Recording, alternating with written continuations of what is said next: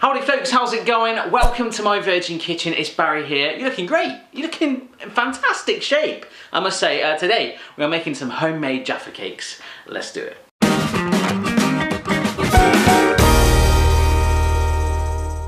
They look amazing, right? So if you want to have a go at making these, hit pause on the video now, grab yourself a bowl, let's get going.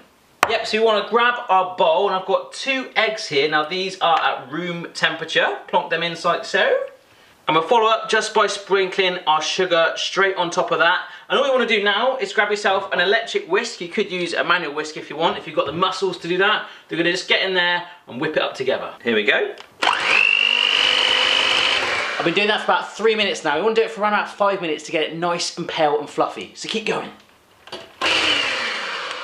Right, amazing. You can see the difference that's made, and I've got my plain flour here. We're just going to shimmy that straight in like so, and you could, if you want to be cheeky and lazy, whip it in with the electric whisk again, but we're just going to fold it in with a spoon. We're going to be like, give it some sexy time. Oh yeah.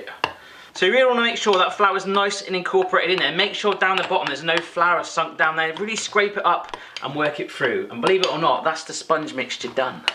Right then folks, I've got this nice cupcake tray here, and you'll see that I've lightly greased it in butter. All we're going to do is fill these compartments up, just the base and a slightly little bit higher to make our sponge filling, to get it in all 12 of those compartments. There are 12, aren't they? 4, 8, 12. Yeah, good math. So I'm putting in just under a tablespoon in mine for each compartment, and it's filling it just around about to the height I'm after.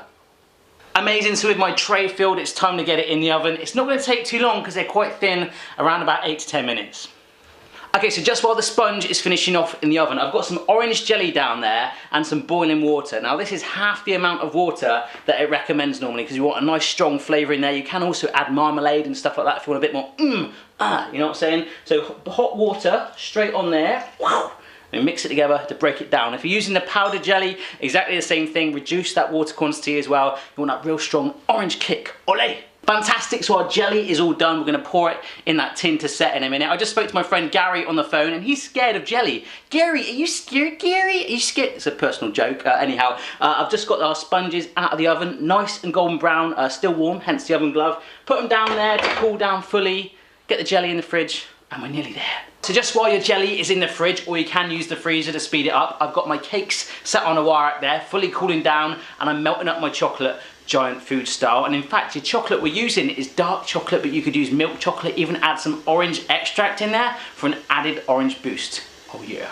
Okay, so to save time, I'll just show you what I'm doing with the one Jaffa cake. Here's my nice cooled sponge. I took my orange jelly out the fridge, and this is an egg cup holder, and the circle around there, the radius is slightly smaller than the sponge, so I cut out a nice little circular shape with it and just trimmed it around with a knife. And all I'm going to do is just sit that on top of the Jaffa cake like so, and all we've got to do is pour our melted chocolate on top. So I'm going to do this quite carefully because you don't want it to spill over the sides too much. I've let my chocolate cool down just slightly so it clings to the jelly rather than slide off. So just work it all around until it's nice and set on there.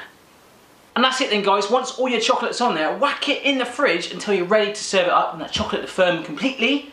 Is it good? Yeah. You liking it? Am I allowed one? Yeah. Oh, thanks. Let's just try one.